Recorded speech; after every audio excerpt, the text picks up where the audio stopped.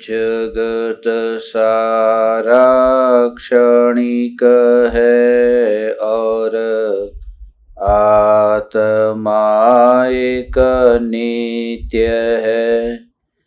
आत्मा का अनुभव बस एकमात्र नित्य है।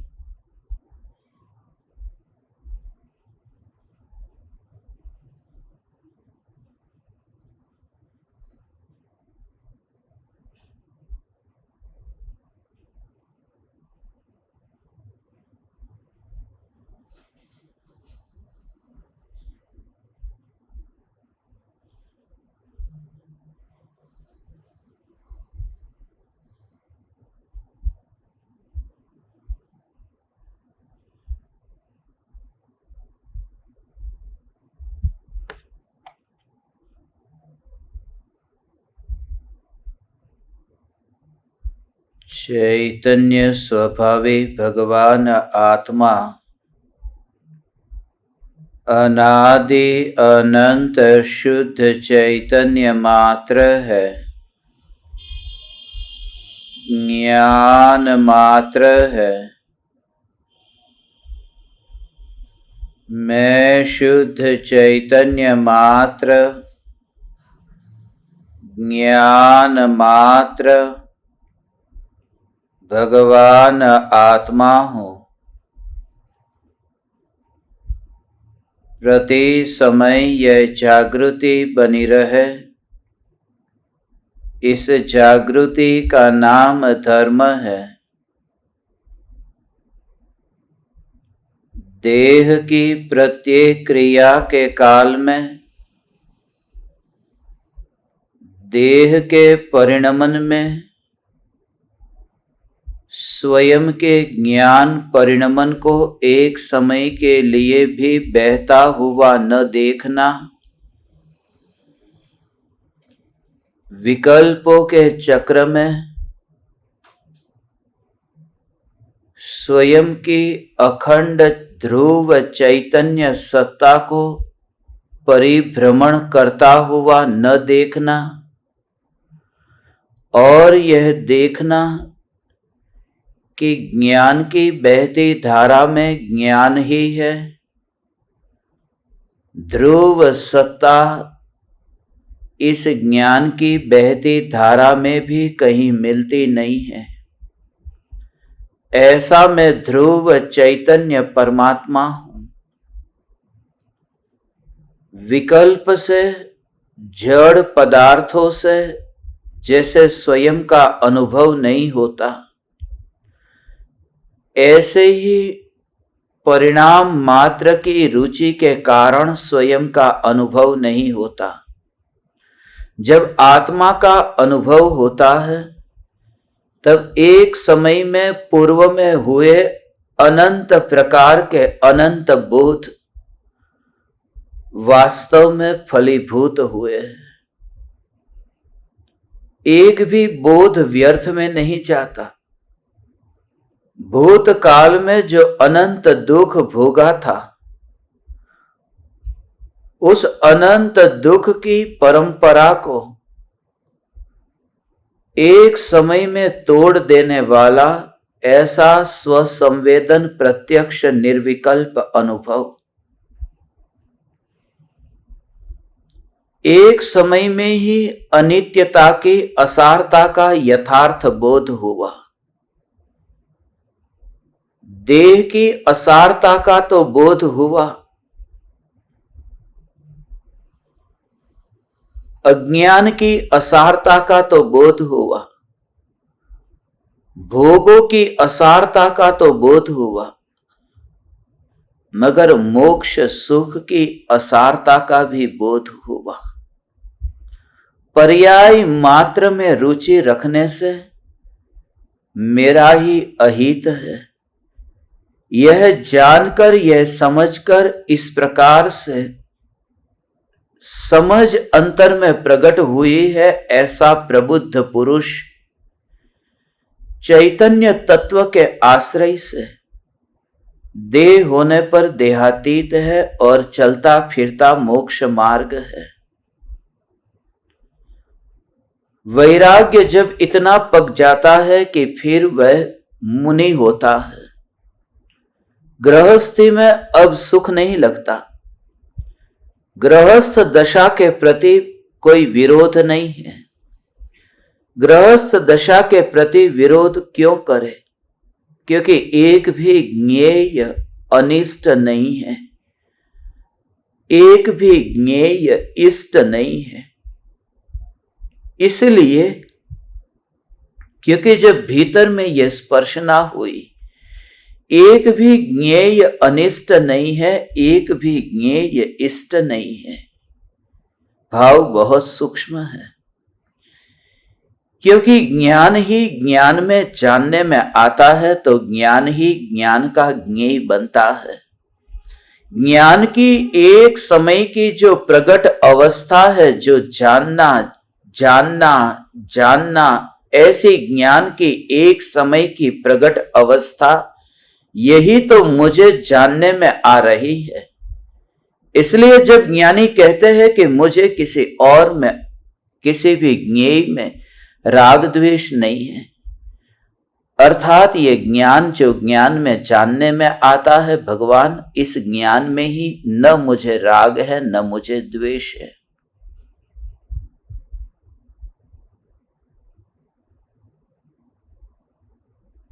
ऐसा अनुभव भीतर में हुआ है। इस अनुभव के बल पर ही यह दशा प्रकट होती है। अज्ञानी की हालत क्या है, ज्ञानी की हालत क्या है और मुनि की हालत क्या है, इस रहस्य को आज हमें समझना है। अज्ञानी को भी क्षणभंगुरता का बोध होता है। प्रवचन सुनकर के उसे भी एहसास होता है कि यह जगत क्षणभंगुर है, इंद्रियों के भोग क्षणभंगुर है। और मुनि को भी क्षणभंगुरता का बोध हुआ है, मगर मुनि वन जंगल में चले जाते हैं। अज्ञानी को क्षणभंगुरता का बोध होता है, कुछ समय के लिए वो क्षणभंगुर, वो भोगों की क्रियाओं से दूर हो जाता है, फिर उसी कीचड़ में जाकर गिरता है। उसका कारण है क्योंकि जब तक अपूर्व अनुभूति न हो तब तक भूतकाल का अनुभव खींचता है। भूतकाल का अनुभव वो फिर बार बार स्मरण में आता है। वृत्तियां तो अंदर में ऐसी ही पड़ी थी, कुछ समय के लिए विकल्प मंद हो गए थे। वृत्तियां मंद नहीं हुई थी, वृत्तियां तो ऐसी की ऐसी ही पड़ी थी। इसलिए वो समझ में नहीं आता, क्योंकि वृत्तियां पकड़ में नहीं आती है, विकल्प पकड़ में आते हैं। जब भी कोई विकार पैदा होता है तब हमें लगता है कि मैं पापी हूं, मगर वह विकार उछला कहां से है? वो अंदर आत्मा की परिणति में ही, मलिन परिणति में ही मिला हुआ था, मगर वो मलिन परिणति का पता नहीं चला। आज दिन में आपको 5 बार पाप करने का भाव आया तो लगता है कि आज बहुत पाप, और कल ऐसा हुआ कि मानो 2 बार पाप करने का भाव आया तो लगता है कि कल मैं कम पापी था, आज ज्यादा पापी हूं। पाप की जो परिणति, मलिन परिणति, वह तो कल जैसी थी ऐसी ही आज है, मगर जब वो विकल्प के रूप में उछलती है तब हम उसे पकड़ पाते हैं। और इसी वजह से जब क्षणभंगुरता का बोध होता है तब वहां पर विकल्प नहीं आते। इसलिए जैसे किसी के घर में मृत्यु हुई है, अब जनाजा है, अर्थी है, अब उस अर्थी को सजाया जा रहा है, सब लोग रो रहे हैं, सिर पीट रहे हैं वहां पर। उस समय कोई कहे कि इष्ट मिष्ट, ऐसे जो भोजन के पदार्थ, व्यंजन आदि, ये तुम्हें चखने के लिए देते हैं, मगर चखने का मन नहीं होता। उस समय मन नहीं होता माने विकल्प नहीं होता, क्योंकि जो 2 घंटे बाद या 2 दिन बाद या 2 महीने बाद में खाएगा वो कहां से आएगा? वह आत्मा कहां से उतरेगा? वो कहीं से उतरता नहीं है, वो वहीं पर ही था जो 2 महीने पहले था, वो वहीं पर ही था, सिर्फ वहां पर विकल्प नहीं था, वृत्तियां ऐसी ही पड़ी थी। उस समय विकल्प रोने का था, उस समय विकल्प विरह का था, उस समय विकल्प वेदना का था। वेदना के विकल्प में भोगों की मलिन वृत्तियों का पता नहीं चल पाता। इसी वजह से तो हमें भ्रम पैदा होता है। इसी वजह से कि पर्युषण पर्व के दौरान भूखे रह करके फिर पर्युषण के बाद में जो पकवान खाने की इच्छा होती है वो कहां से होती है? क्योंकि वो दबी हुई जो वृत्ति थी वही फिर आई है। मुनिवर राम सिंह आज एक ऐसे अद्भुत रहस्य को खोलते हैं कि हमारी मलिन वृत्तियों का जड़ मूल से तुम ऑपरेशन करो। दुनिया की फिक्र छोड़ दो कि दुनिया तुम्हें तपस्वी देखती है, व्रती देखती है, दुनिया तुम्हें किस रूप में देखती है। सिर्फ इस पर ही जोर दो कि मलिन वृत्तियां जो अंदर में पड़ी है वो विकल्प के रूप में जब उछलती है तब उस विकल्प में रस लिए बिना ही विकल्प कहां प्रतिबिंबित होता है बस वहीं पर ही आ जाओ, क्योंकि अपने पर आए बिना कभी शांति न मिलेगी। जैसे ही विकल्प उत्पन्न हो अज्ञानी वहां खेलता है जहां वह है ही नहीं। जैसे कल्पना की ने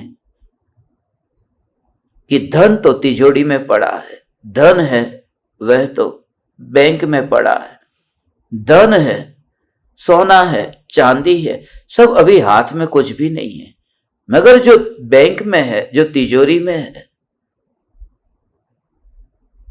वहां का बल अभी भी है, मगर वह मुझे कुछ भी करने नहीं आता, वह धन वहां पड़ा है।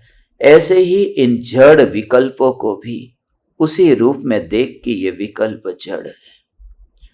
तू विद्रोही बन माने दुनिया तुझे कहती है कि तू पापी है, मगर तू दुनिया की बात को अपने में लेता नहीं है। उसके सामने यदि तू स्पष्ट करने जाएगा, उसका विरोध करने जाएगा, उसके खिलाफ तू कोई आंदोलन करेगा तो क्रांतिकारी होगा। विद्रोही होने का अर्थ है कि उसे कोई जवाब न देना और मैं ही सत्य हूं यह अंतर में अनुभव करना। उसकी बात को इतना गौण कर देना, कोई कितना भी तुम्हारे दिमाग में डालने के लिए कोशिश करे मगर तुम लेने को तैयार नहीं हो। तुमने एक स्वयं की स्वतंत्रता का उद्घोष अंतर से किया है और इस वजह से ही अब दुनिया तुम्हें भोगी कहे तो कहने दो, दुनिया तुम्हें पापी कहे तो कहने दो, क्योंकि यह भी क्षणभंगुर है, यह भी अनित्य है, यह भी सदाकाल टिककर नहीं रहेगा।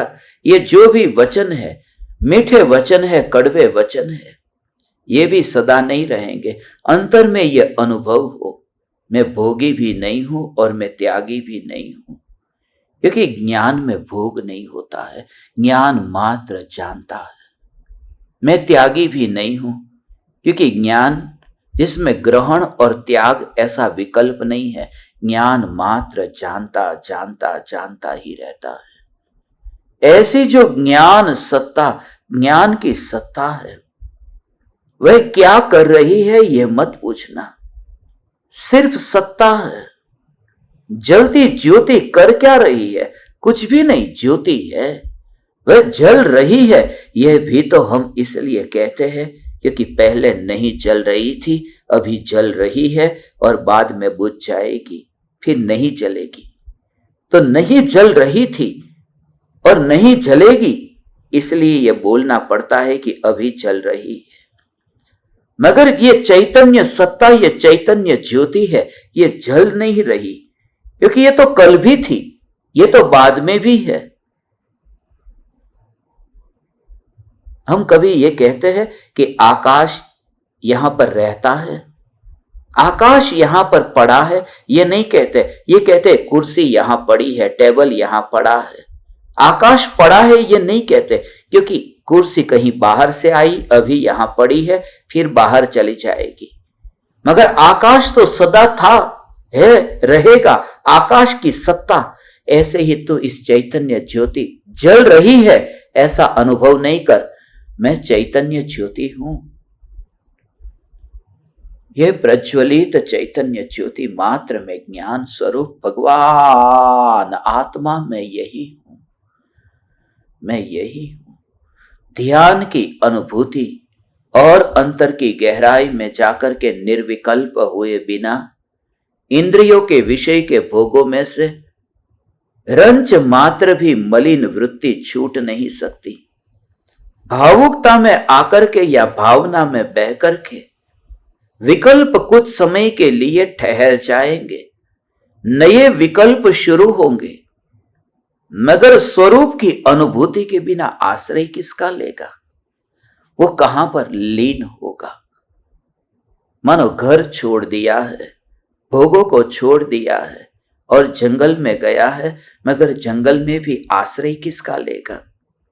क्योंकि जंगल भी तो पराया है, पेड़ भी पराया है, स्मशान की चिता भी पराई है। और आज तक का ये इतिहास है कि पराये का अवलंबन लिया तो मैंने अनंत दुख भोगा है।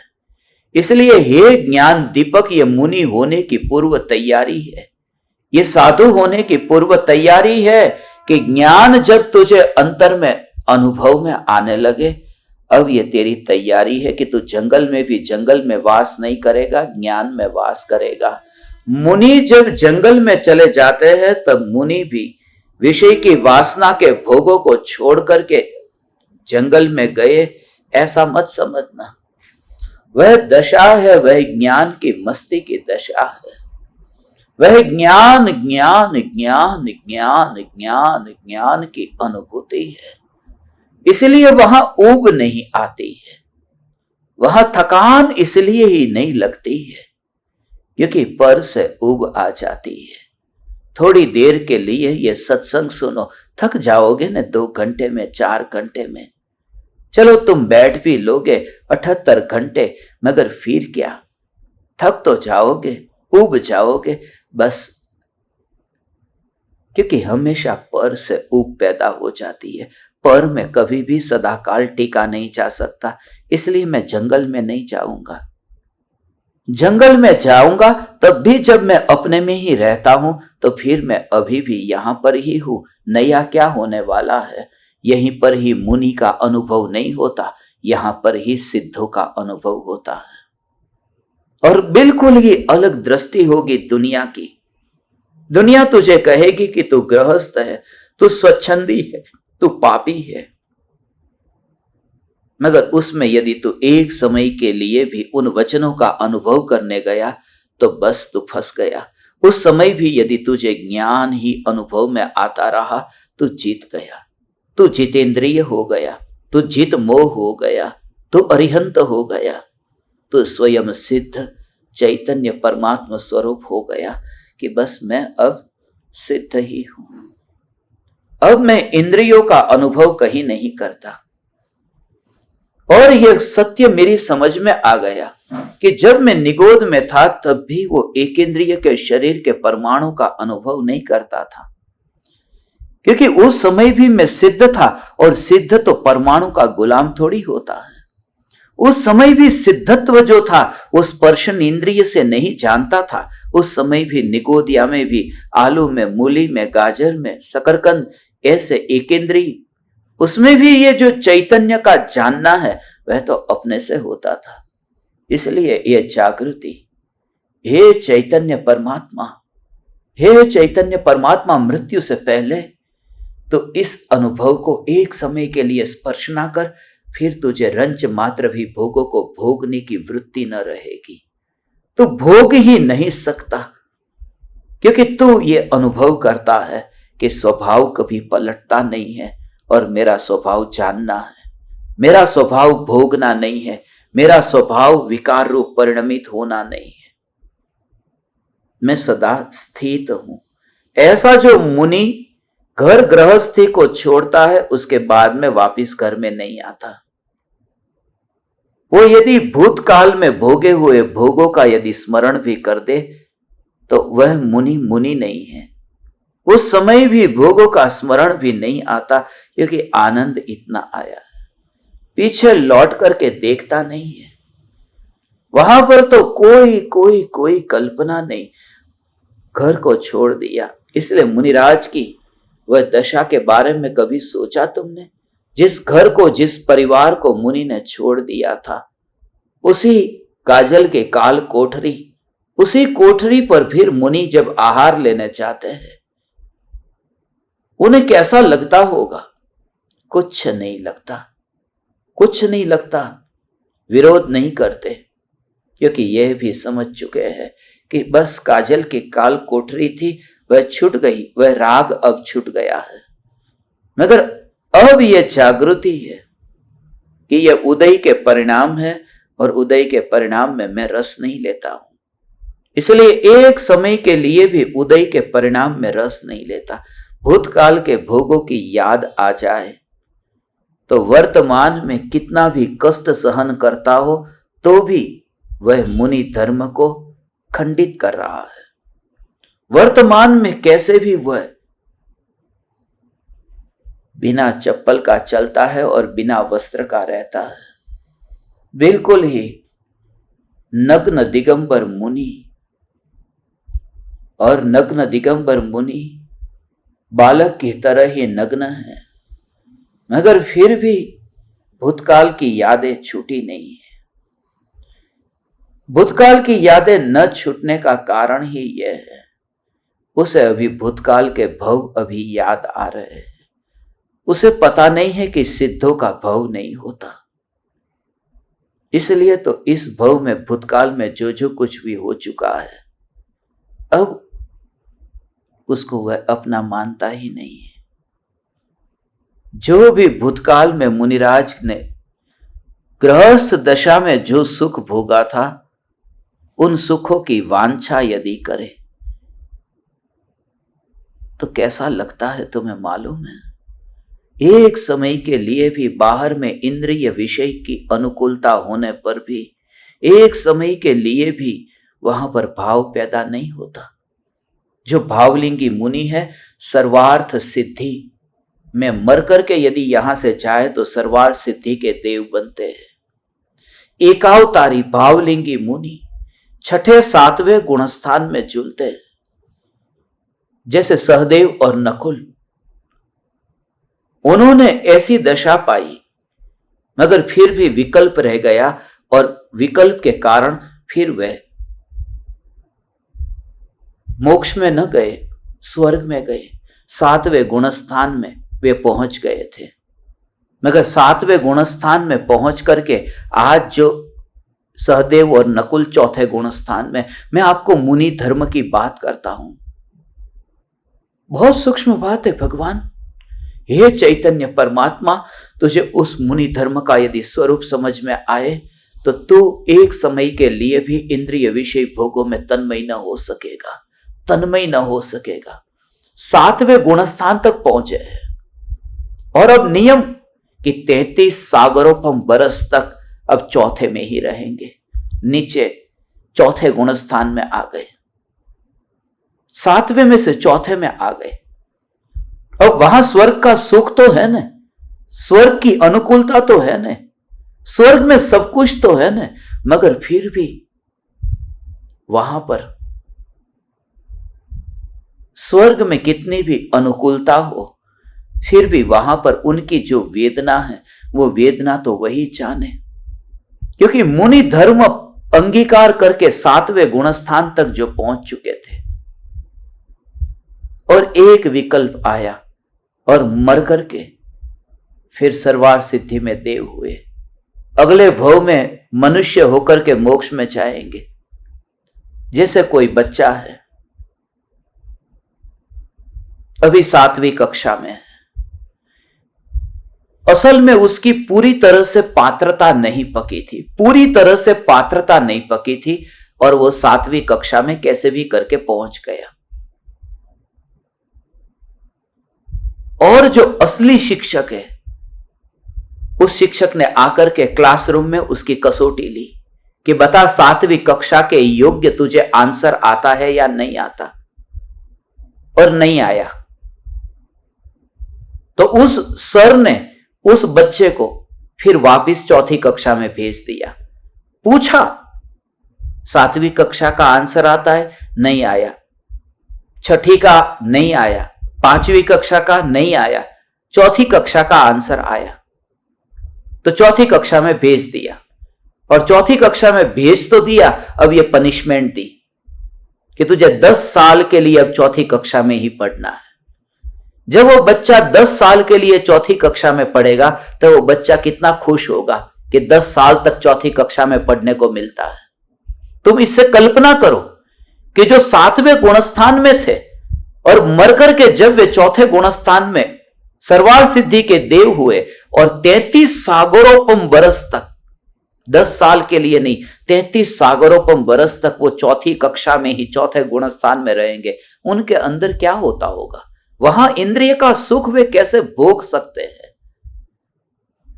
हे चैतन्य चैतन्य चैतन्य परमात्मा, यदि तो इस प्रकार से यदि समझ सके मुनि, जब नीचे गिरते हैं तब उनकी जो हालत है, उनके अंतर में एक एक एक एक एक एक एक समय में उनकी दशा जो है, कहीं पर भी वो भूल से भी, कहीं से भी वो कल्पना से भी, सपने में भी वो इंद्रिय विषय में सुख नहीं मान सकते। एक बार छोड़कर जाने के बाद में अब मैं दोबारा ये दृढ़ता कैसे करूं कि इंद्रिय विषय में सुख है? ज्ञान दीपक बार बार भूल करते हैं, हर बार भूल करते हैं और हर बार माफी मांगते हैं। मैं कर दूंगा माफ, तुम भविष्य में चाहे जितनी बार बार भूल करोगे, मैं बार बार तुम्हें माफ करूंगा। बार बार माफ कर सकता हूं, मगर मैं बार बार तुम पर भरोसा नहीं कर सकता। बार बार अब मैं तुम पर श्रद्धा नहीं रख सकता। माफ तो कर सकता हूं, इसलिए वह जो श्रद्धा है एक बार टूट गई फिर टूट गई। सोने के महल को बनने के लिए बरसों लगते हैं और गिरने के लिए चंद लम्हे। और इसी वजह से कभी भी इस श्रद्धा को गिरने मत देना, क्योंकि श्रद्धा परम दुर्लभ है। मुनिराज को एक समय के लिए भी अंदर में भाव नहीं आता है कि जो मैंने भोग भोग लिया, छोड़ दिया, उस भोग को फिर मैं दोबारा पाऊं।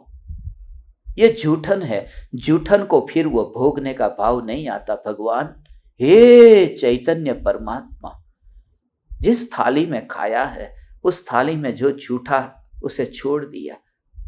कृपालु देव कहते हैं, सकल जगत ऐठवत अथवा स्वप्न समान, झूठा है, सब झूठा है। झूठन जैसे छोड़ दिया है थाली में, फिर उसको हम खाते नहीं हैं। जिन जिन परमाणुओं को मैं देखता हूं, उन परमाणुओं के बारे में, ये परमाणु सब झूठे हैं। ये झूठा आहार है, किसी ने खाया है, किसी ने भोगा है और छोड़ दिया है। आज जो बाजार से तुम नया शर्ट खरीद करके आए हो, आज जो बाजार में तुम नई साड़ी खरीद कर आए हो, कभी तुम सेकंड हैंड ऐसे कपड़े पहनना चाहते हो? सेकंड हैंड तो नहीं, किसी का पहना हुआ मैं नहीं पहनता, ये तो सेकंड हैंड। मैं किसी का टॉवेल भी उपयोग नहीं करता, मैं तो खुद का टॉवेल लेकर के निकलता हूं। मैं खुद दूसरों का टॉवेल उपयोग नहीं करता। सेकंड हैंड वस्तु मैं कैसे करूं? अरे अपना ही टॉवेल हो तो भी एक बार धोने के बाद में फिर यूज करता हूं, क्योंकि पता नहीं सुबह जब मैंने उपयोग किया था और शाम को जब मैंने उपयोग किया, सुबह उपयोग किया था तब उस टॉवेल के कौन से परमाणु शरीर के कौन से अंग को छुए होंगे, और शाम को फिर वही परमाणु फिर मेरे चेहरे पर जाए, इसलिए उस टॉवेल को भी मैं धो देता हूं, बिल्कुल साबुन से धोया हुआ। सुबह का टॉवेल मेरा ही हो, किसी और का नहीं, मेरा ही हो तो भी कहां कहां सुबह छू गया होगा शरीर साफ करते समय, इसलिए शाम को फिर धोकर के फिर उपयोग किया। तो दूसरों की वस्तु का उपयोग फिर मैं कैसे करूं? और वो सेकंड हैंड उपयोग मैं कैसे करूं? और ये देह के परमाणु सेकंड हैंड नहीं है, ये देह के परमाणु तो इनफाइनाइट हैंड है। अनंत जीवों ने इन परमाणुओं को भोग करके छोड़ा हुआ है। अनंत जीवों ने इन परमाणुओं को देह के रूप में धारण किया था और फिर उन परमाणुओं को आज मैंने धारण किया है। और फिर इन परमाणुओं को मैं कैसे सुखरूप मानूं? मैं चैतन्य चैतन्य चैतन्य परमात्मा इन परमाणुओं को कैसे सुखरूप मानूं?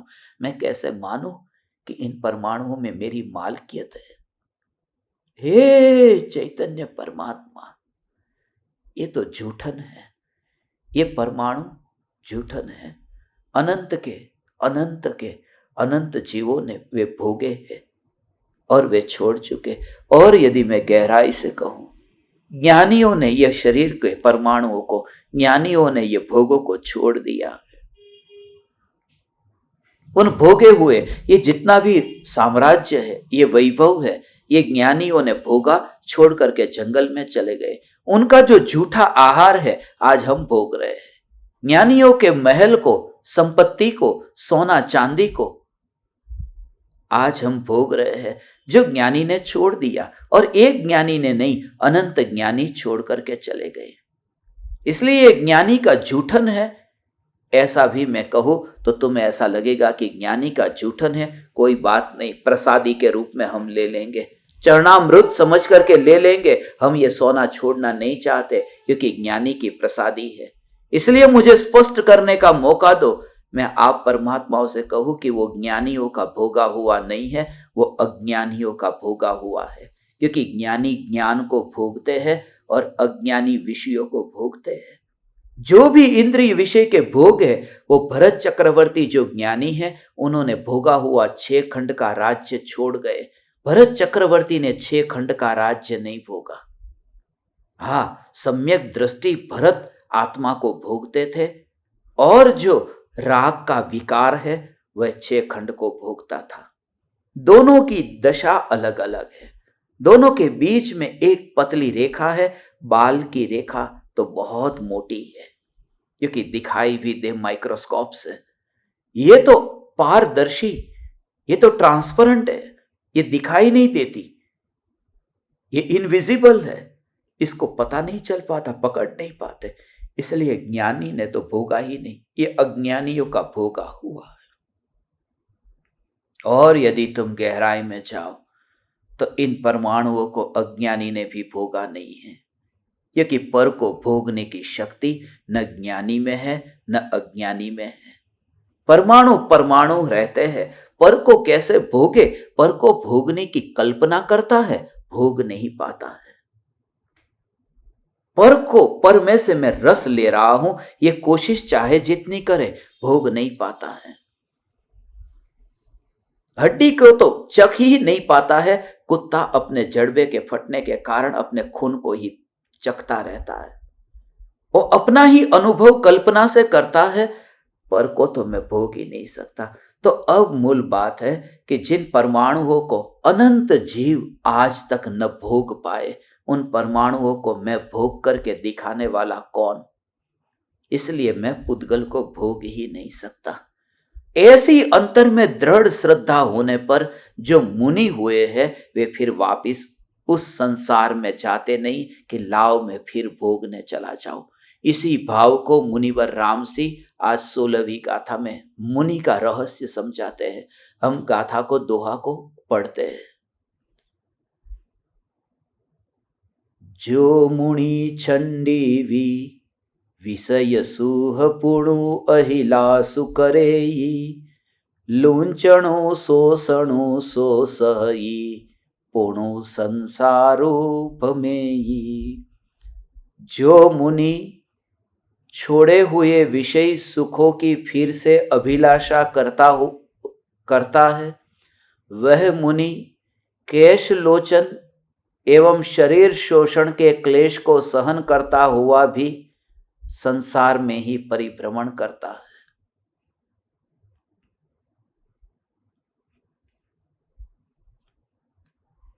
ये पुण्य का लोभ।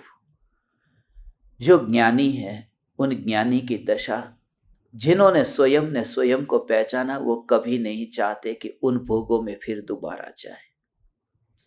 अंतर में चैतन्य स्वरूप अनुभव में आने पर अब वहां का रस ही नहीं। मगर यहां तुम पुण्य करो, स्वर्ग में तुम्हें उसका फल मिलेगा। यहां तुम भूखे प्यासे रहो, वहां पर कल्प वृक्ष से सब कुछ मिल जाएगा। यहां एक स्त्री को छोड़ो, वहां पर हजारों देवी या देवांगना मिल जाएगी।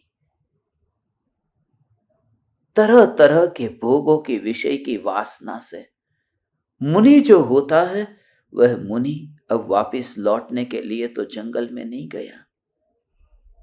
एक बार यह दृढ़ निश्चय अब उसकी याद भी नहीं आती। इसलिए तो विषय के भोगों के इतने इतने असारता का बोध, जैसे बच्चा है, बच्चा आग को छू ले और फिर वह आग से अलग हो जाए, फिर थोड़ी देर बाद छूने के लिए क्यों जाता है? इसलिए जाता है क्योंकि ऐसा अनुभव उसे अभी तक नहीं हुआ है कि दोबारा कभी न जाए। वो अनुभव उसका ऐसा है कि थोड़ी देर में भूल जाते हैं। यही तो हालत है कि हम भूतकाल के अनुभवों को भूल जाते हैं, फिर भूल जाते हैं। जब कोई व्यक्ति तुमसे कहता है कि मैं अब तुमसे प्यार नहीं करता, तब तुम्हें इतनी असारता का बोध होता है। फिर थोड़ी देर बाद आकर के कहे कि मेरी भूल हो गई, मैं तो बहुत प्रेम करता हूं, उस समय मेरी मजबूरी थी, मुझे एक मौका दो, तब फिर तुम मोमबत्ती की तरह पिघलने लगते हो। जैसे ही कोई तुम्हें मीठे मीठे वचन कहे, तुम पिघल जाते हो। उसका कारण है कि जब तुमने ठोकर खाई थी, तब तुम स्वरूप में अंतर में नहीं चले गए। तुम बाहर ही कहीं खेलते थे, तुम किसी को ढूंढ रहे थे। उस समय भी एक निमित्त से ठोकर खाई, दूसरे निमित्त की तलाश में थे। दूसरा निमित्त अभी मिला, ये ढूंढ रहे थे, तभी वो पहला वाला निमित्त आकर के तुम्हें फिर से पकड़ लेता है। जब एक निमित्त से ठोकर खाई कि तुम्हें ऐसा बोध मिला, अब ध्रुव के अंतर में ज्ञान की अंतर में अभेद दृष्टि तुझे प्रकट होते ही अब समस्त निमित्तों से वैराग्य आ गया। हे चैतन्य परमात्मा, तुझे सभी निमित्तों से वैराग्य आ गया। अब एक से नहीं, तूने तो छुआ था एक अग्नि को, मगर तुझे अब अग्नि गर्म है, वह अग्नि गर्म है ऐसा नहीं, अग्नि गर्म है ऐसा बोध हुआ। और एक अग्नि गर्म है ऐसा यदि तुझे लगता, तो उस अग्नि के प्रति द्वेष होता, दूसरी अग्नि के प्रति फिर राग होता, अपेक्षा होती कि वह तो गर्म नहीं निकलेगी। जब तुझे संसार का रूप ही पता चल गया, उसका स्वभाव ही समझ में आ गया, तब फिर तू एक निमित्त से दूसरे निमित्त में नहीं जाता, तो समस्त निमित्तों से उदासीन हो जाता है। और उसी का नाम अंतर्मुख होना है, उसी का नाम ही सर्व भाव से उदासीन वृत्ति करी। हे ज्ञान दीपक, तो निकट काल में ऐसा मुनि हो, मैं निकट काल में ऐसा मुनि हूं। मुनि का स्वरूप तो यही रहेगा, मुनि का स्वरूप न बदलेगा। लोग कहते हैं कि यह पंचम काल है, पंचम काल में तो ऐसे मुनि होंगे। चौथे काल के मुनि अलग थे। चौथे काल के मुनि और पंचम काल के मुनि, मुनि धर्म के स्वरूप में कोई अंतर नहीं होता। मुनि धर्म के स्वरूप में अंतर नहीं होता, स्वरूप वही रहता है, सिर्फ संख्या घटती जाती है। इसलिए पंचम काल के अंत में स्वरूप तो वही रहेगा, सिर्फ संख्या एक हो जाएगी। संख्या घटती जाती है, मगर जिन्हें ये दलील, जिन्हें ये विवाद, जिन्हें अपने तर्क युक्ति पेश करने हैं और जिन्हें अपनी कमजोरी का स्वीकार नहीं करना, वो कहेंगे वो तो चौथे काल के थे। वो स्वीकार नहीं कर पाते कि पंचम काल और चौथे काल, ये मुनियों के स्वरूप में भेद नहीं है। नहीं तो तीर्थंकर परमात्मा की दिव्य ध्वनि में ये भावलिंगी मुनिराज के जो 28 मूलगुण को पालन करना, वितराग परिणति, फिर भावलिंगी मुनिराज के वचन फिर कुछ और निकलते, फिर तीर्थंकर परमात्मा के वचन कुछ और निकलते। भगवान ये कहते कि पंचम काल में केवल ज्ञान होगा, मगर वो केवल ज्ञान किसी और ढंग का होगा। पंचम काल में मनः पर यह ज्ञान होगा, मगर किसी और ढंग का होगा। ऐसा नहीं कहा न, क्योंकि जो नहीं हो सकता है उसका मना किया। और जो हो सकता है वो बता दिया। तो फिर केवल ज्ञान का स्वरूप थोड़ा ढीला करके नहीं बताया, मनः पर ये ज्ञान का स्वरूप ढीला करके नहीं बताया, तो फिर मुनिराज के स्वरूप को वे ढीला करके कैसे कहते कि पंचम काल में कुछ और रूप होगा। पंचम काल में भी मुनि का स्वरूप तो यही होगा, नहीं तो यही कहते थे कि बस पंचम काल में भी श्रेणी लग पाएगी, पंचम काल में भी श्रेणी चढ़ पाएंगे। मगर कह दिया जो इस काल में नहीं हो पाता उसका मना कर दिया। कौन कौन से ज्ञान का, कौन कौन सी परिणति का, किस प्रकार की परिणति का नहीं हो सकता उसका निषेध कर दिया कि पंचम काल में नहीं है। और दूसरी बात कि जहां शिथिलाचार है वो ये स्वीकार कर नहीं पाते इस वजह से ही क्योंकि हृदय में इतनी सरलता नहीं होती कि स्वीकार भी कर पाए। क्योंकि कैश लोच का जो दुख है न, वो दर्द है न, वो दर्द खून निकल आता है। कैश लोच करते हैं तब अपने ही हाथों से अपना कैश लोच, आज तो दूसरे खींच खींच करके निकालते हैं। मगर एकल विहारी साधु हो, किसको वहां पर किराए पर लेकर आएगा कि ले तू मेरे बाल को खींच। मुनि की दशा निराली है, वह तो अपने हाथों से कैश लोच करने लगे। तुमने सुना नहीं है कैश लोच? जैसे ही वैराग्य आ गया, महल को छोड़ दिया और वन जंगल में जाकर के कैश लोच करने लगे। एक आध नौकर को साथ में ले जाते कि खींच देना मेरे बाल, ऐसा मैंने तो कहीं आगम में नहीं पढ़ा। क्योंकि स्वयं का लोच जैसे स्वयं से, आज तो एक दूसरे के बाल खींचते हैं, खींचते ही दूसरा एक मुनि दूसरे मुनि के बाल खींचते हैं। और ये खींचा खींची तो अनादिकाल से यही तो किया था कि दूसरे के बाल खींचे, बहुत आसान है। मुनि धर्म इतना स्वतंत्र और इतना स्वावलंबी है कि जिसके लिए किसी और की जरूरत नहीं पड़ती।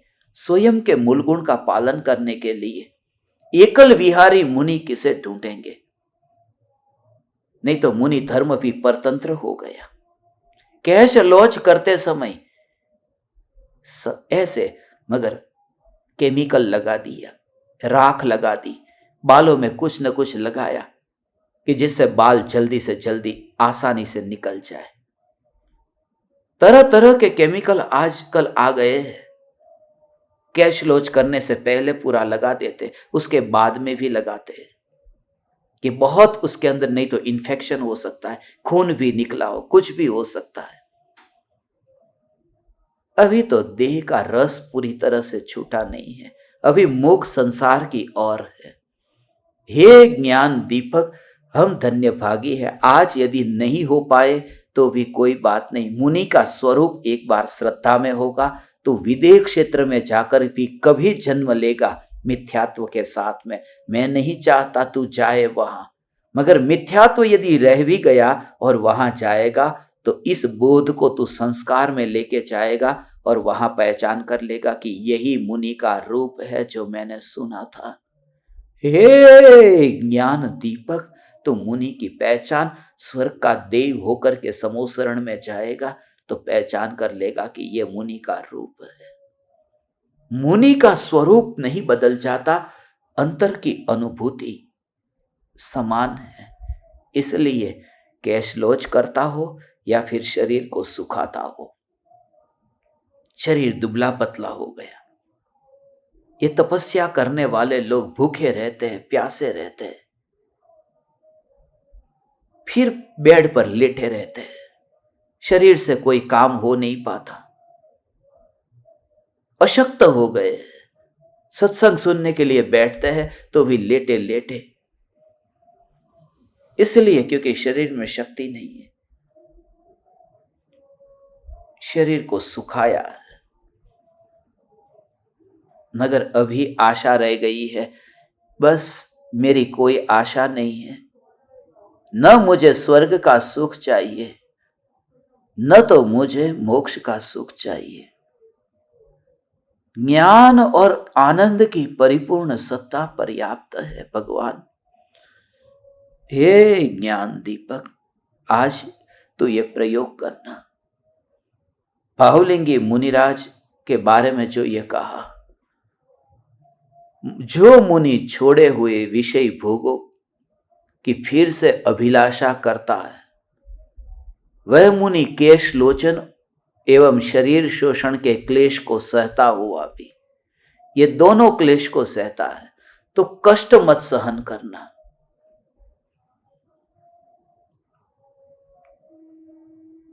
तो दुख को सहन मत करना मुनि होकर के, जो कष्ट सहन नहीं करता है।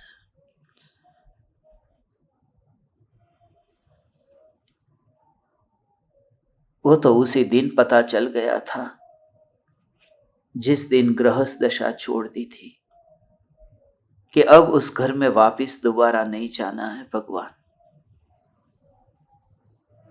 उस घर में, उस परिग्रह में, उस जाल में, उस जंजाल में अब फिर दोबारा नहीं जाना है। संयम पूर्वक का जीवन जीना है। अब एकांत में वन विहारी संत होकर के रहना है।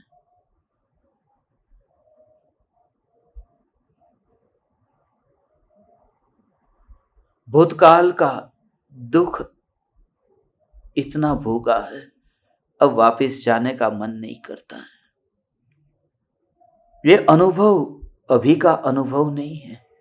ये अनुभव धीरे धीरे धीरे धीरे धीरे धीरे धीरे धीरे अंतर में ही इतनी दृढ़ता आ जाती है, बस ऊब आ जाती है। अनुभव से बहुत पाठ सीखता है, अनुभव को भूलता नहीं है। इसी वजह से ही बस जिन जिन के साथ में व्यक्तिगत रूप से तुमने संबंध रखे हैं, तुम उसका निरीक्षण करना, उसका विचार करना।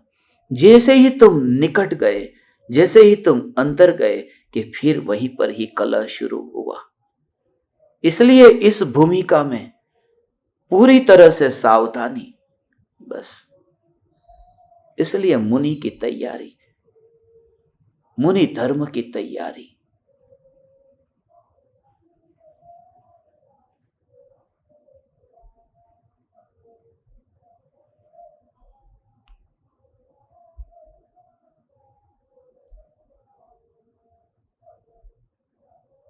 इसलिए मैंने किसी भी ज्ञान दीपक के घर पर नहीं जाने का निर्णय ले लिया, अनुभव के कारण। क्योंकि जब मैं तुम्हारे घर पर आता हूं, मेरी आदत है, मेरे से नहीं रहा जाता, तुम्हारे किचन को देख करके एक बार अंदर जाकर के झांकने का मन होता है कि तुम्हारा मसाला कितने दिन का है। ऐसा भाव आता है, और सत्य बोले बिना मुझे चैन नहीं पड़ता। अब मैं मुनि धर्म के निकट हूं, मेरे से रहा नहीं जाता, मैं झूठ को बर्दाश्त नहीं कर पाता, और सत्य बोल दूं तो विरोध होता है। क्योंकि तुम्हारे में वह पात्रता अभी नहीं आई कि सत्य को सहन कर सको, सत्य को स्वीकार कर सको। अहंकार को झटका इतना लग जाता है। वरना बाजार में मैं बाजार का खाना नहीं खाता, क्योंकि वहां का मसाला कितने दिन पुराना है पता नहीं। और तुम्हारे घर पर भी यदि वही हालत है, फिर मैं क्यों वहां पर भी खाना खाऊं? श्रद्धा नहीं है मेरी, किसी भी ज्ञान दीपक के घर पर श्रद्धा नहीं है। क्योंकि ऐसा एक भी दीवाना मुझे मिले, मुझे अब श्रद्धा नहीं है, जो कहे कि आप हमें डांटो, फटकारो, मारो, पीटो, जो करना है सो करो, हम सब तैयार हैं। मगर तुम्हारा अहंकार कहीं ना कहीं से बाहर निकलता है, तुम सहन नहीं कर पाते। एक बार यदि तुम्हारा दोष बता दिया जाए, बस शत्रु बन जाता है सामने वाला, और रहा नहीं जाता। तुम कुत्ते बिल्लियों को अपने घर में पालते हो और उसकी साफ सफाई करते हो, उसी हाथ से फिर धोए बिना धोए या कैसे तुम फिर गुरु को खाना परोसते हो, ये देखा नहीं जाता। तुम्हारे उन गंद मुंह से निकल ही जाता है, ये क्या कर रहे हो, विवेक है या नहीं तुम्हारे में? और जब इतनी जब लंबी लंबी लंबी झंझाल खड़ी होती हो, इससे अच्छा कि स्मशान से थोड़ा दूर जाकर के पानी पी लेना और केला खा लेना। आज नारियल पानी भी पी लिया और केला भी खा लिया, बस पर्याप्त है। उसको कह दिया ये सड़ा हुआ केला है, तुम मत देना, अच्छा केला दे दे। उसने अच्छा दे दिया, झंझट वहीं पर ही खत्म हो गई। सत्य तो बोल दिया, झूठा है, खराब है तो बोल दिया। ये जीवन के अनुभव से, ये जीवन के अनुभव से ये बहुत बोध मिलता है। पूरी जंजाल है, इसलिए मुनिराज फिर उस घर में फिर दोबारा नहीं जाना चाहते, दोबारा जाना नहीं चाहते। होटल में ठहरा हूं और कमरा गंदा है, उसको बुला करके कह दूंगा कमरा गंदा है, उसको बुरा नहीं लगेगा, पैसे मिल रहे हैं। जंजाल नहीं होगी, झंझट नहीं होगी। जो अंतर में लगता है कि ये ठीक नहीं है, और खास करके ऐसी बातें कि जहां मेरे सदाचार को ठेस पहुंचती हो, जहां मेरे व्रत और नियम को ठेस पहुंचती हो, ऐसी बात भी यदि मेरे बताने से यदि किसी को तकलीफ होती हो, उस जंजाल में जाना ही नहीं। और तुम भी एक दिन उस स्थिति को समझ पाओगे जिस दिन तुम स्मशान में विचरण करोगे, जिस दिन हे परमात्मा, हे ज्ञान दीपक, तू जंगल में वास करेगा, तब तुझे भी ये समझ में आ जाएगा। और जिंदगी की ये यादें हैं, जिन जिन ज्ञान दीपकों के घर पर मैं सामने से गया हूं, अब मैं उस थूके हुए थूक को फिर चाटने न चाहूंगा। अब वह संसार की क्षण भंगुरता को समझ लिया। अब मुझे कोई हिला नहीं सकेगा, अब मुझे कोई डिगा न सकेगा, क्योंकि अंतर की चैतन्य परमात्मा की ऐसी मस्ती है। ऐसा एक, कहता हूं, एक ज्ञान दीपक तो ऐसा मिले जो कहे जहर दो तो जहर खाने को तैयार है, फांसी पर लटकाओ तो लटकने को तैयार है, सब कुछ। और कोई भी मुनि, कोई भी गुरु इतना कठोर नहीं होगा, मगर तेरे समर्पण में बहुत बहुत बहुत बहुत कमजोरी है, और तू अपनी निंदा, अपनी हीनता, अपनी भूल, अपनी कमजोरी स्वीकार नहीं कर पाता है न भगवान। इसलिए तुझे अभी तारीफ सुनना अच्छा लगता है, अंदर में तुझे कितनी गुदगुदी होती है, तू विचार कर। वही तो तुझे अंदर में ही अंदर में कभी द्वेष पैदा कराएगा। बात खत्म हो गई। जिस घर को मुनि ने छोड़ दिया, उस घर में जाने का फिर भाव नहीं आता।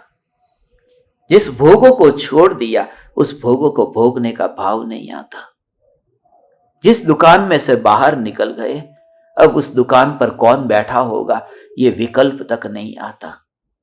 बस ऐसी चैतन्य की मस्ती में मस्त हो, अब मैं तेरे पास न आऊंगा, अब तू मेरे पास आएगा, अब तू इस स्मशान में आएगा, इस गजपंथा में आएगा, अब तू आएगा,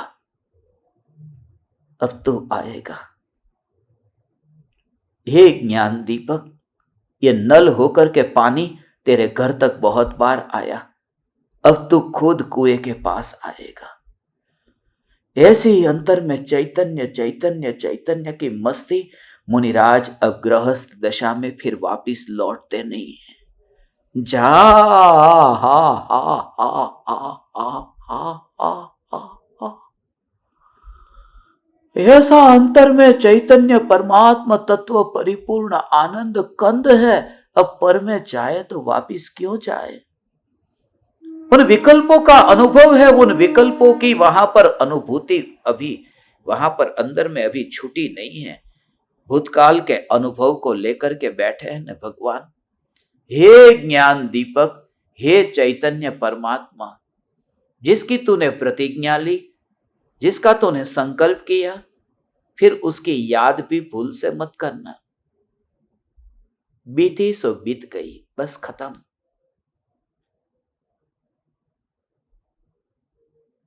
बीत गई सो बीत गई। इसलिए तो ओ ओ ओ ओ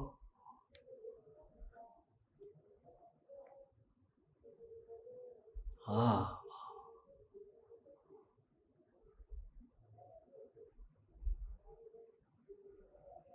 भावलिंगी मुनि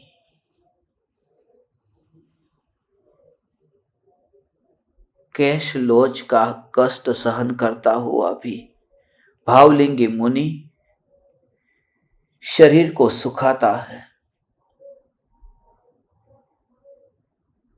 शरीर को सुखाता है, मगर विकल्प से नहीं सुखाता है कि सुखाना है, हठ नहीं है। विकल्प ही नहीं आता है कि मैं शरीर को सुखाऊं, सुख जाता है। दुनिया को दिखता है कि शरीर कितना दुबला हो गया है, इसलिए तो परम कृपालु देव का शरीर देखो, ऐसा लगता है कि कैसी तपश्चर्या उन्होंने की होगी। उन्होंने कुछ भी नहीं किया, शरीर ऐसे ही हो जाता है। हे ज्ञान दीपक, इस शरीर में अब भोगने जैसा कुछ भी नहीं है। ज्ञान को जानता है, देह को भोगता भी नहीं और जानता भी नहीं। ये भोगने जा सकता नहीं। मैं शरीर को भोगने नहीं जा सकता, क्योंकि पर को भोगने की शक्ति ज्ञान में नहीं है।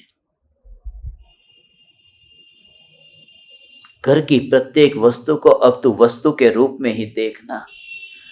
तो ये मत देख कि ये मेरे उपयोग में आ रही है, काम में आ रही है। लगता है ना, कुर्सी मेरे काम में आ रही है,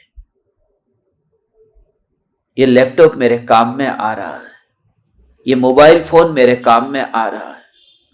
ऐसा लगता है ना कि ये वस्तु मेरे काम में आ रही है।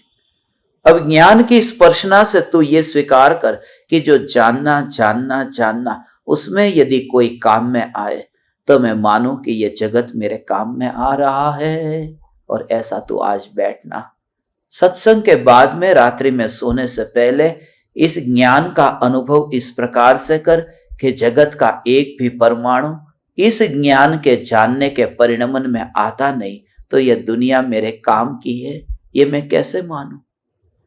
इस दुनिया में कौन मेरे काम का है? इस दुनिया में कौन मुझे उपयोग में आता है? इस दुनिया में क्या है ऐसा जो मुझे साथ देता है? भगवान, ये ज्ञान जो जान रहा है, ऐसा ये निरंतर जो जान ही रहा है, जान ही रहा है, जान ही रहा है, जानने के अतिरिक्त जो कुछ करता नहीं, उसको कौन काम में आए? उसको कौन परिणमित करने आए? उस पर्याय के परिणमन में कौन आए कि उसको कहे कि तू पलट जा, अब तूने इस समय इस ज्ञेय को जाना, अब दूसरे ज्ञेय को जान, अब तीसरे ज्ञेय को जान। यहां तो ये कि टेबल को जाना, कुर्सी को जाना, तो पहले टेबल तो आया, कुर्सी तो आई, मगर वह तो तब आती है जब टेबल को जानू और कुर्सी को जानू। जब तू इसी अपेक्षा से ये विचार कर कि ज्ञान ही ज्ञान में जानने में आया, ज्ञान ही जानने में आया, ज्ञान ही ज्ञान में जानने में आया, ज्ञान ही ज्ञान में जानने में आया, तब फिर कहां कुर्सी टेबल रहेंगे? ऐसा जो ज्ञान है, ऐसा जो ज्ञान है, इस ज्ञान में कोई काम में नहीं आता है, ये ज्ञान में कोई काम में नहीं आता है। ऐसा मैं सिद्ध परमात्मा हूं, मेरी यात्रा केवल ज्ञान की यात्रा है भगवान, क्योंकि यहां केवल ज्ञान, जानना ही हो रहा है। ऐसा मैं चैतन्य परमात्मा। ज्ञान दीपक, ये तो पूर्व भव का साथी है भगवान तू, इसलिए तेरे प्रति ये इतना वात्सल्य भाव आता है। ये सभी, तुम सभी हो भगवान, सभी के प्रति ऐसा भाव आता है कि ऐसे ज्ञान की अनुभूति तुझे हो रही है, तू स्वीकार कर। ये तुझे ज्ञान का अनुभव हो रहा है, उसमें कोई भी वस्तु काम में नहीं आ रही है। तेरा पेट, तेरा सिर, तेरी आंख, कान, नाक, ये तेरे शरीर के अनंत परमाणु, ये अनंत परमाणु तुझे कहां काम में आ रहे हैं? इसलिए जब कोई तुझे कहे हो कि इस घर में तुझे काम में नहीं आने वाली वस्तु जो है उसकी लिस्ट तैयार कर, उसकी लिस्ट तैयार कर। तुझे लगेगा काम में आने वाली वस्तु और काम में कोई वस्तु ऐसी नहीं है जो काम में नहीं आती। आज ही मुझे एक पासपोर्ट ऑफिस में जाना था, उसमें मुझे पूछा गया कि कौन कौन से कंट्री में गए हो, उसके नाम लिखो। अब वो नाम, मैंने वो ऑफिसर को पूछा कि खाली इस फॉर्म में मेरे लिए ऐसा लिखो कहाँ नहीं गया हूं। गया हूं ये तो नहीं लिख सकता, नहीं गया वो मुझे नाम याद है। घर में कौन कौन सी वस्तु काम में आती है, कौन सी वस्तु काम में नहीं आती है। हर एक वस्तु ऐसी है, हर एक वस्तु ऐसी है जो मेरे काम की नहीं है। इसलिए तो तू भी मेरे काम का नहीं, क्योंकि तू भी ज्ञान की अनुभूति में आता नहीं। इसलिए तू आज यहाँ है, ये विकल्प विकल्प के साथ में खेल रहे हैं। तेरा सुनने का विकल्प, मेरा कहने का विकल्प। ये एक ग्राउंड है, ये एक मैदान है, ये मैदान है। मेरा ये कहने का विकल्प बैटिंग करता है, तुम्हारा सुनने का विकल्प फील्डिंग करता है। तुम ध्यान से बैठ करके कि लाओ हम बॉल को पकड़ेंगे, ये बॉल ही तो है, ये वचन ही तो है। वहां क्रिकेट का बॉल है, यहां पर वाणी बॉल है। ये विकल्प जो है बोलने का, ये बोलने का विकल्प, बस तुम फील्डिंग कर रहे हो। मगर उस ग्राउंड में खेलने के लिए कौन जाता है? ये बच्चों के खेल में नहीं खेलता। तू भी इस सत्य का स्वीकार कर कि मैं भी बच्चों के खेल नहीं खेलता। यहां तो सब बच्चों के खेल है, ये सब बच्चों के खेल है, उसमें मैं नहीं करता। इसलिए ना तो ये विकल्प मेरे काम का कि मैं कुछ बोलूं, न वह विकल्प तेरे काम का मैं कुछ सुनूं। क्योंकि जो अनुभव में ज्ञान आ रहा है, इस ज्ञान के अनुभव में वो विकल्प नहीं आता, तो मेरे काम का क्या हुआ? भावलिंगी मुनिराज, जिनको अंतर में ये ज्ञान ज्ञान ओ ऐसा अनंत काल के लिए, ऐसी धारा जिनके अंतर में अनंत काल के लिए चलती रहे, हो वो फिर किन वस्तुओं को अपना माने और किन वस्तुओं को काम में आने वाली, भोग में आने वाली, उपभोग में आने वाली वस्तु माने। हे चैतन्य परमात्मा, हे ज्ञान दीपक, ऐसी तो ज्ञान की अनुभूति में ही अंतर्मुख होना, ये प्रयोग तो करना। तेरे से हो सके तो, तेरे से हो सके तो भगवान। ओ हम तो तेरे लोक को छोड़ चुके हैं, हम तेरे लोक में अब दोबारा नहीं आएंगे। हम तो तेरे लोक को छोड़ चुके हैं, हम तो लोकाग्र शिखर विराजमान हो चुके हैं। अब तो ये फॉर्मालिटी है कि शरीर यहां पड़ा है, मगर सिद्ध परमात्मा को कोई भी वस्तु काम में नहीं आती है। सिद्ध कोई भी वस्तु क्या, सिद्ध परमात्मा को तो विकल्प वस्तु, दुनिया के कोई भी विकल्प उनको नहीं है, उनको है ही नहीं। मैं सिद्ध हूं तो मेरे को भी कहां विकल्प है? क्योंकि ज्ञान की निर्मल निर्मल निर्मल जो अवस्था है, उसको कौन काम में आता है? ऐसे ही दर्पण का दृष्टांत लेकर के उसके अंदर से ये विचार करना। आज दर्पण ले लेना, दिया तो तेरे घर में होगा या नहीं होगा पता नहीं। मैंने दिए के बारे में कहा था ना, लेकर के बैठना, दिए का प्रयोग करना। किस किस ने किया वो प्रयोग? किया ने, बहुत अच्छा, दिए के प्रयोग किए ने। आज दर्पण का प्रयोग करना, करोगे तो मैं आपको बताऊं थोड़ी देर, 2 मिनट 5 मिनट बता दूं अभी। ऐसा दर्पण का प्रयोग करना कि दर्पण को सामने रखो, दर्पण को यहां रखा है, देखो दर्पण के सामने पदार्थ है, वो यहां प्रतिबिंबित होता है। फिर दर्पण का स्वरूप पहले ठीक तरह से समझ लो कि दर्पण में जो ये स्वच्छता के कारण जो ये अवस्था तैयार हुई है, ये जो अवस्था तैयार हुई, अवस्था की बात कर रहा हूं, ये जो अवस्था तैयार हुई है, उस अवस्था के लिए ये दर्पण की जो फ्रेम है वो उसको कितनी काम में आती है। ये दर्पण के सामने जो वस्तु है वो वस्तु कितनी काम में आती है। उस कमरे में और भी बहुत सी वस्तुएं, वो कितनी काम में आती है कि बाकी की कोई वस्तु तो काम में नहीं आती, मगर सामने जो कुर्सी है वो प्रतिबिंबित हो रही है, तो कुर्सी इतनी तो काम में आ रही है ना कि वहां पर वो है, इसलिए यहां अवस्था तैयार हुई। मगर वह कुर्सी के कारण ये अवस्था तैयार होती तो कुर्सी के कारण फिर दीवार में भी ऐसी अवस्था तैयार होनी चाहिए थी जैसे यहां हुई है। मगर यहां जो हुई है उसका मूल कारण है कि इसमें कुछ ऐसा है जो दीवार में नहीं है। तो वह जो उसमें है और वह जो शक्ति उसमें है, वो शक्ति उसको कौन देता है, कहां से उसमें वो शक्ति आई है, तब तुम पाओगे कि ये तो इसका स्वभाव है। ऐसे ही फिर ज्ञान को देखो कि ज्ञान स्वभाव जो है वो किसी पर में से शक्ति को लेता नहीं है, स्वयं ही स्वयं की शक्ति को अंतर में ही अनुभव करता है। स्वयं शक्ति स्वरूप है, स्वयं ही ऐसा ज्ञान स्वरूप में चैतन्य चैतन्य चैतन्य चैतन्य परमात्मा, हे ज्ञान दीपक, हे चैतन्य परमात्मा। और अंतिम कि जब अंतिम लास्ट स्टेज, पहले यहां से विचार करना, मैं आपको ये सत्संग भेजूंगा, अभी सोने से पहले भेज दूंगा, और इस सत्संग को आपको भेजू,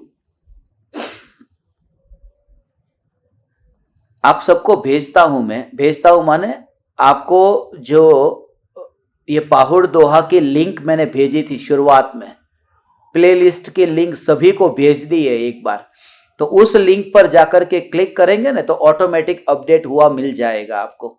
तो रोज नया नया नहीं भेजूंगा, खाली एक आध घंटे के बाद, 2 घंटे के बाद में, कितना टाइम लगेगा पता नहीं है, मगर जल्दी से जल्दी मैं आपको उसमें अपलोड कर दूंगा, इंटरनेट कनेक्शन जैसा मुझे मिलेगा उस हिसाब से।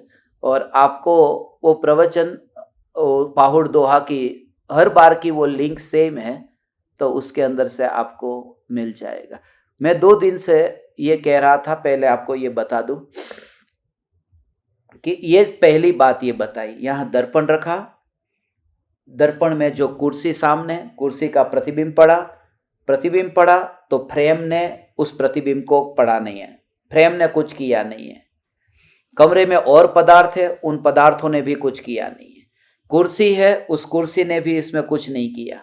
ये अवस्था जो तैयार हुई, कुर्सी करता बनती तो दीवार में भी कुछ करने जाती, मगर ये दर्पण में कुछ ऐसी शक्ति है, वो शक्ति कि जिसमें अवस्था तैयार हुई, वो शक्ति दर्पण को किसने दी? किसी ने नहीं दी, उसका स्वभाव है। अब अंतिम बात यह है कि उसमें जो प्रतिबिंबित होता है वो शक्ति उसको कहीं बाहर से नहीं आई, मगर दर्पण की जो सत्ता है जिसमें प्रतिबिंब का विकल्प नहीं है, सत्ता जिसमें प्रतिबिंब का विकल्प नहीं है कि कुर्सी का प्रतिबिंब, टेबल का प्रतिबिंब, ऐसा नहीं। ये दर्पण जो होना उसका है, वो होना क्यों है, वो क्यों दर्पण क्यों है, ये है।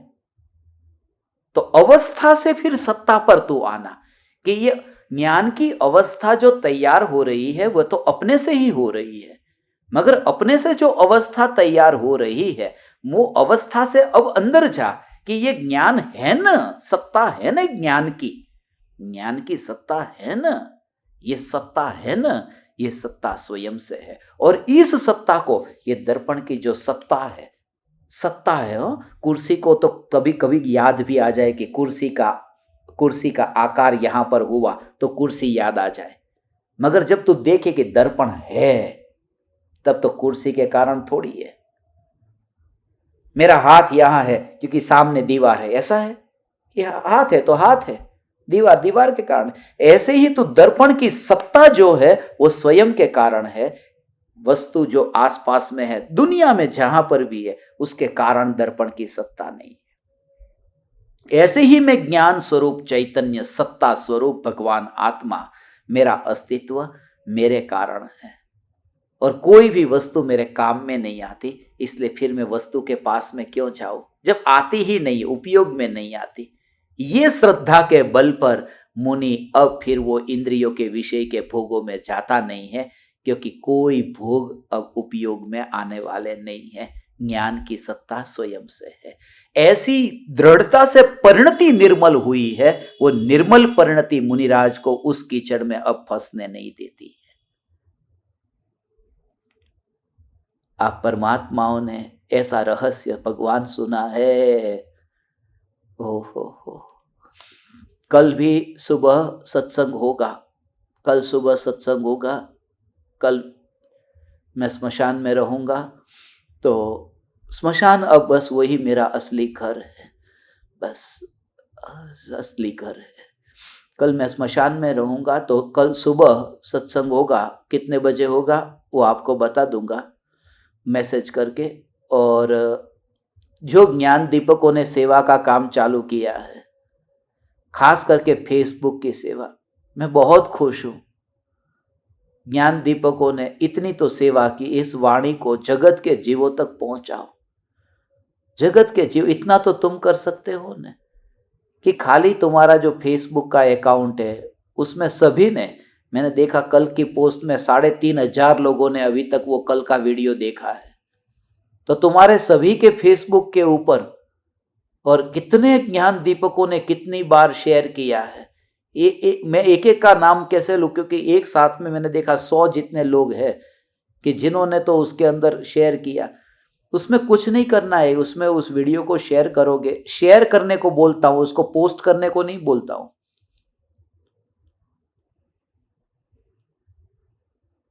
मेरा ये कहना है कि एक ही जगह पर से यदि वो शेयर होगा तो वो वीडियो अपना ऊपर आएगा तो लोगों तक और ज्यादा पहुंचेगा। 100 जगह पर कुएं खोदने जाओगे और वहां पर कुआं पानी नहीं निकलेगा। एक ही जगह पर, इसलिए एक ही वीडियो को आपके अंदर शेयर का ऑप्शन है।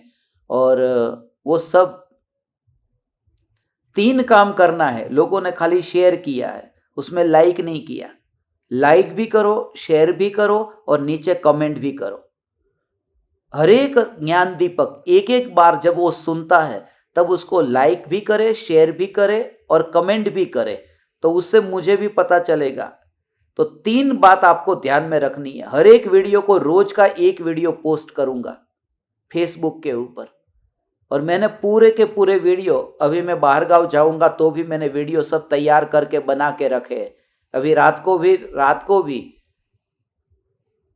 जाग करके वो पूरे वीडियो तैयार कर दिए है कि जब जितने दिन तक, दीपावली तक, जब तक अपन नहीं मिलेंगे तब तक के सब वीडियो तैयार किए कि रोज का एक वीडियो आपको भेजूंगा। तो उसको आपको फेसबुक के ऊपर, फिर जो आपको करना हो, तो मुझे तो इंस्टाग्राम का पता नहीं है। इंस्टाग्राम पर, यूट्यूब पर तो आप देखते ही है, यूट्यूब की लिंक भी शेयर करते। इस वाणी को भगवान पहुंचाओ बस।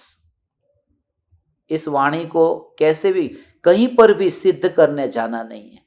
कोई व्यक्ति तुम्हारे बारे में कोई वीडियो रखा, कोई गलत कमेंट करे, कोई तुम्हारी निंदा करे, किसी को बात नहीं जचे, एक कमेंट भी मत करना, उसको फिर वहां से निकाल देना, उस कमेंट को डिलीट कर देना और फ्रेंड में से अनफ्रेंड कर देना। ज्यादा विवाद नहीं करना है। ये तो उनके लिए है, क्योंकि उसके सामने 100 बार तर्क दोगे ने तो भी वो मानने वाला नहीं है। उल्टा परिणाम बिगड़ेगा, राग द्वेष ज्यादा होगा। इससे अच्छा जिनको इतना प्यासा था और ढूंढ रहा था उसको ये बात मिल गई, बस बहुत है। मैंने तो यही किया है कि कोई भी कुछ भी ऐसा लिखेगा उसको पहले तो कमेंट को डिलीट कर दो और उसको अनफ्रेंड कर दो। एक शब्द का जवाब नहीं देना है बस। इस वाणी को पहुंचाने के लिए पूरी जागृति के साथ में, किसी से विवाद किए बिना इस तत्व ज्ञान को, इस वाणी को आप पहुंचाओ, ऐसी मैं आपसे प्रार्थना करता हूं। आप समस्त ज्ञान दीपकों को मेरे हृदय के अंतःकरण से प्रणाम करता हूं।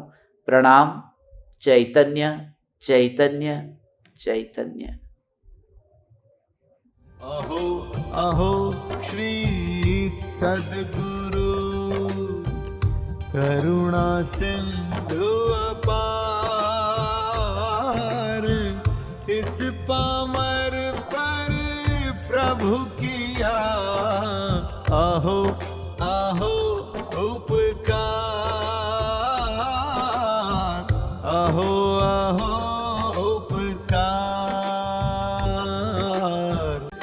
देह भरित जिनकी दशा, भरते दे